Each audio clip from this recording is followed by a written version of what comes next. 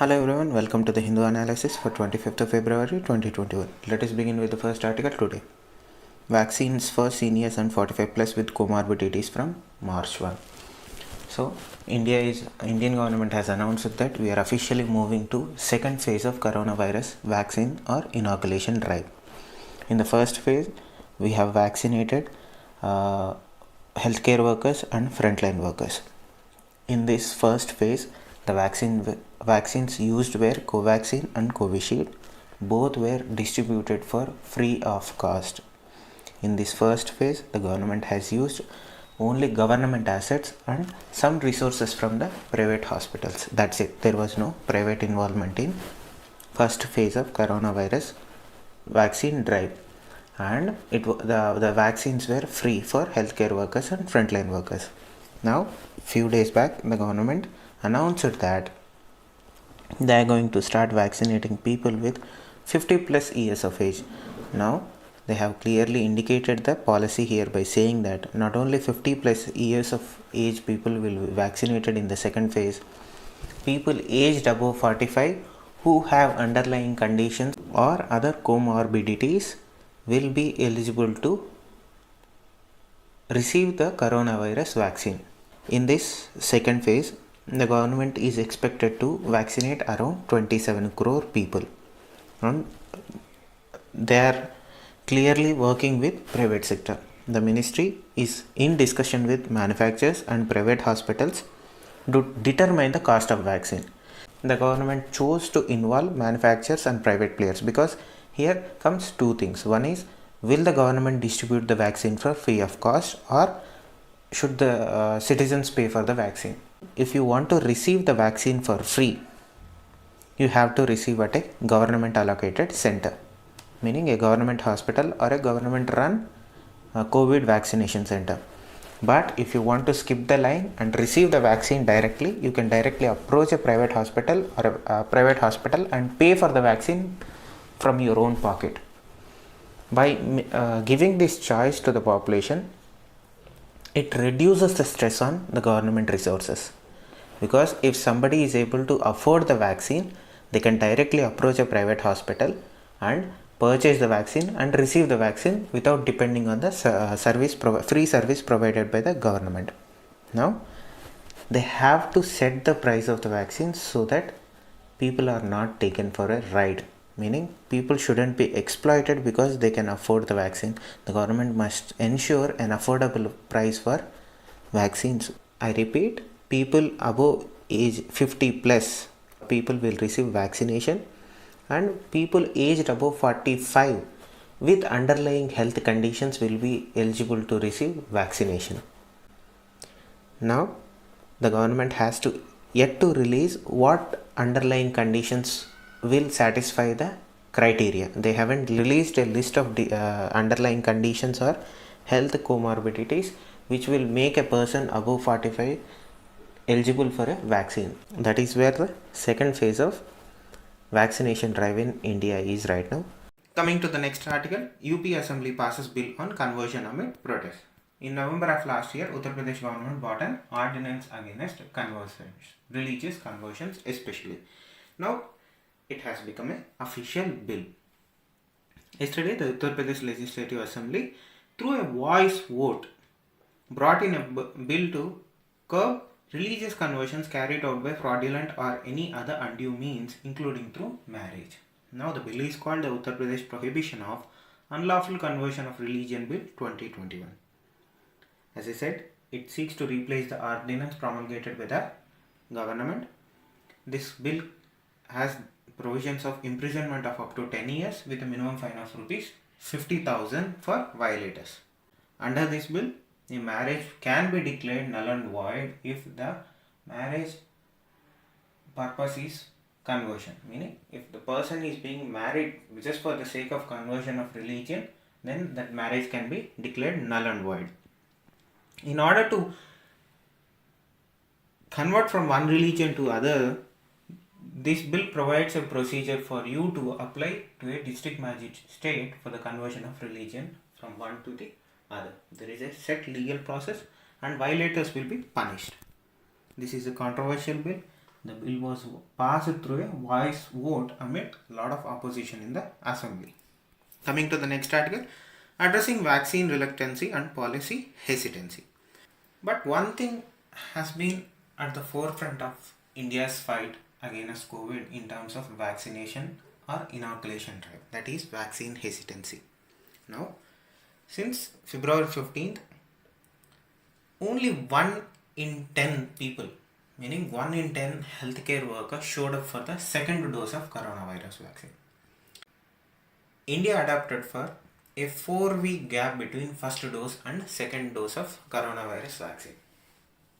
In between, since vaccines were first approved for emergency use, lot of studies were conducted by various organizations and various governments around the world. Conclusively, they have come out with a fact that instead of having a 4-week gap between the first dose and the second dose, going for a 12-week gap is more efficient, and the results are much better compared to a shorter period between first dose and second dose. And healthcare workers understood that instead of taking the vaccine with 4 weeks in between first dose and second dose, let us wait for 12 weeks so that whatever the effect the vaccine is going to have with improved results. So they are denying the second dose so that they can wait for 12 weeks and take advantage of the 12-week gap period and then take the second dose of vaccine. What is the problem here? Because only half of those offered the first dose actually took it. That is the first issue, pointing to a serious problem of vaccine hesitancy.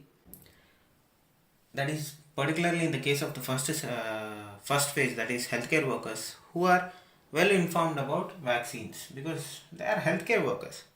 A study of epidemic curves of different countries in different phases of their epidemics was observed and gives an insight as to whether vaccines are effective or not, irrespective of the vaccine used. And India began rolling out vaccines on January 16th, long after our peak load case was observed. Our highest cases were reported on September 16th of 2020. That was the day then when India reported the highest number of cases. Post that, we have been consistently seeing a decline in the number of daily cases reported. As I said, we are now in an endemic phase. As India seems to enter or is about to enter the endemic phase by March 2021, we have to presume that the predicted herd immunity threshold of 60% infection of the entire population is about to be reached. Remember, yesterday we discussed about an article where Indian government conducted the third zero survey, which recorded only up to about 21% of population having or being exposed to the virus, leaving out majority of 80% of the population still vulnerable to virus. Particularly countries like India, we missed an opportunity to authorize emergency use of vaccinations because we didn't have enough data to verify whether these vaccines are good for Indian population or not. We waited from epidemic stage to endemic stage to inoculate our population in mass numbers. That was a mistake. It cannot be said that we did a mistake. We didn't have enough data, nor the government did not have enough data to proceed with mass vaccinations at a time when the entire vaccine efficacy issue was being sorted out. Now we have data that clearly shows that the vaccines are effective and they do in fact work on Indian population. Now we have only one option in our hand. In order to prevent a second wave of coronavirus that devastated European countries and American countries, we have to ensure a mass rollout of vaccines. That is the only way that we are going to come on top of the coronavirus pandemic. Coming to the next article, disengagement a win-win situation, says Army Chief. So we are in our first phase of disengagement with China has been completed at the Pangong Lake area, north and south banks of Pangong Lake area. Corp level commander talks are going on regarding other areas where situation is still in a critical phase. His statements are very significant because it shows two things. It shows that what is the understanding of the ground situation of the army. Second thing is how aware is the army about the intentions of the Chinese government or the Chinese PLA. So particularly the disengagement is a win-win situation because you cannot hold on to one location when the entire border is at stake. We had upper hand in Pangong Lake area. The Chinese have till now upper hand in other locations. We cannot ignore our opportunity to solve the border issue once for all. If you hold on to the Pangong Lake area or the Kailash ranges in Pangong Lake area, you might not have a platform to solve the border issue. Our entire idea behind our negotiation is to solve the border issue and delimitate the border at once and for all. You cannot allow one disengagement, one area to come in the path of solving the entire border issue. So his statements are very significant because he says that China has been in the habit of making small incremental moves like in South China Sea. That was not challenged by the Ladakh standoff, as shown that this strategy will not work with India. So if you are aware of what has happened in South China Sea, in South China Sea, China adopted a strategy called cabbage strategy. In order to push out other countries' claim from South China Sea, what China started doing was China started deploying warships on tiny islands in the South China Sea. They used to block the access to these islands and prevent people living on those islands from accessing the mainland of their respective countries, forcing these people to be evacuated by their respective countries. When these people moved from their islands, China used to occupy those islands. They started building multiple islands, artificial islands in the South China Sea itself, and occupied and militarized those islands. That was the strategy. Slowly on a year by year basis, they started building islands. Now if you look at the South China Sea infrastructure of the Chinese side, it's far more advanced than any other country surrounding it. They did it not in day but over a period of years. They slowly adopt a strategy where incremental moves are made to occupy territory. In particular case of Ladakh, Indian Army did not allow such things to happen. Though there was occupation of a certain percentage of territory, Indian territory by the PLA, we did not allow this full-scale occupation of Ladakh in a sense. He says that every move will be met resolutely, meaning we are not going to let out, we are going to keep pressure on the PLA just to ensure that the status quo remains until negotiations are sorted out. And he clearly says that China has been in the habit of creeping forward and making very small incremental changes where each change by itself was not very big or worthy of very strong reaction. Coming to the next article, Imran Khan announces 50 million defense credit line for Sri Lanka. So Prime Minister Imran Khan of Pakistan is in an official visit to Sri Lanka. In the earlier stages, it was announced that Imran Khan is going to make an official speech in the Parliament of Sri Lanka. Due to various reasons that we are not aware of, it was cancelled at the final minute. He reassured support for Sri Lanka. They both agreed that they are going to maintain strategic understanding and defense cooperation. And along those lines, Pakistan announced a credit line of defense credit line, particularly of 50 million to Sri Lanka.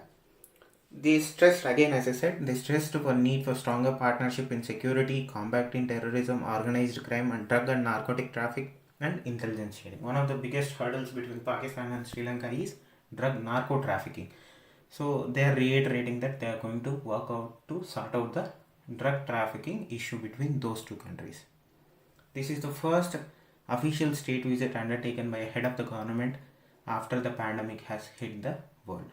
But when both countries released their respective statements of the engagement between Sri Lanka and Pakistan, there was no mention of Kashmir. Coming to the next article, Ghana first country to receive COVAX vaccines. So yesterday Ghana received the world's first delivery of coronavirus vaccines from the United Nations backed COVAX initiative. In earlier classes, we discussed about the COVAX initiative, where the COVAX initiative talks about equitable distribution of coronavirus vaccines and its related resources worldwide equally. Now, COVAX stands for COVID-19 Vaccines Global Access. It is a global initiative aimed at equitable access to COVID-19 vaccines led by Global Alliances for Vaccines and Immunizations (Gavi). This is an important organization for exams. The World Health Organization and the Coalition for Epidemic Preparedness Innovations (CEPI) and others. But India contributes a lot to the Global Alliance for Vaccines and Immunizations.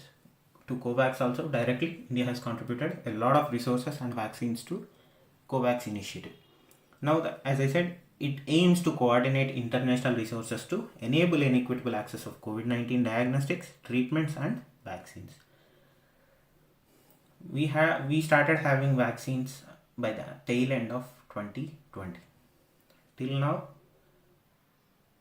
no country received vaccines through the COVAX initiative. Ghana was the first country, but in between, India has reached out to more than 30 plus countries with our own Vaccine Maitri initiative and supported some countries with their first vaccines in the world.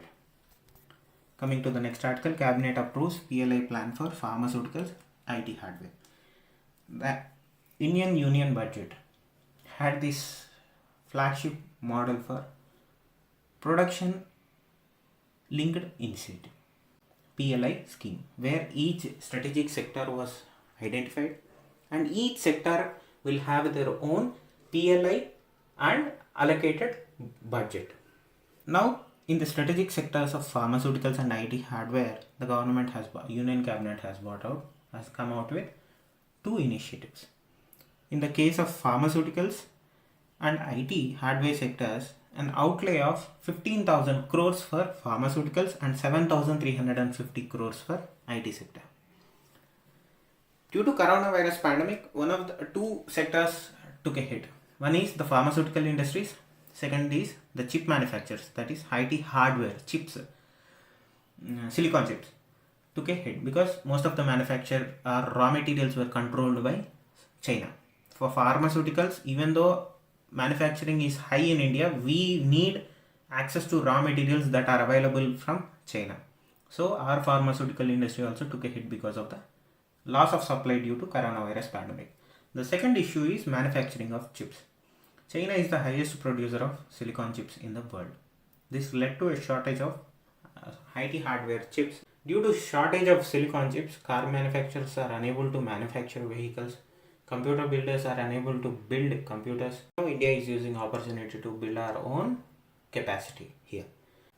The PLI scheme for pharmaceutical lays down a project timeline of 9 years. Cabinet also approved the PLI scheme for IT hardware such as laptops, tablets, all-in-one PCs and servers. These PLI schemes are to ensure that we meet global demands and become Atmanirbhar in every aspect of manufacturing sector.